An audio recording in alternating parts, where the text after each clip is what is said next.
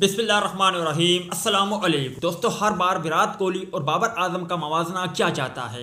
आखिर क्यों विराट कोहली और बाबर आजम का मवाजना किया जाता है और इस वक्त जो मैं मवाजना कर रहा हूं उसमें किस बल्लेबाज की परफॉर्मेंस अच्छी है। अगर आपको मजीद तफसील जानना है तो इस वीडियो को लाइक करें, इस वीडियो को शेयर करें और इस वीडियो के मुतालिक कमेंट सेक्शन में आप भाई अपनी राय का इजहार जरूर करें। दोस्तों, जैसे कि आपको मालूम होगा कि Kane Williamson, Joe Root, Steve Smith, Babar Azam और विराट कोहली दुनिया के मौजूदा अजीम बल्लेबाजों में शामिल है, मगर अक्सर औकात बाबर का मवाजना विराट कोहली से किया जाता है, जबकि जॉय रूट, केन विलियमसन और स्टीव स्मिथ के साथ नहीं। इसकी अहम वजह पाक भारत ताल्लुकात कशीदा है और इंडियन शायकीन क्रिकेटर विराट कोहली को किंग मानते हैं, जबकि पाकिस्तानी शायकीन क्रिकेटर बाबर आजम को किंग मानते हैं। और जब भी दोनों टीमों के माबैन कोई सीरीज होती है तो इंतहाई सनसनीखेज मुकाबला देखने को मिलता है। खैर, हम विराट कोहली और बाबर आजम के मवाजने की तरफ बढ़ते हैं। दोस्तों, अगर शुरुआत के 72 ओडीआई मैचों का मवाजना देखे तो बाबर आजम ने 72 इनिंग्स में 3,359 रन बनाए हैं। उनका एवरेज 54.18,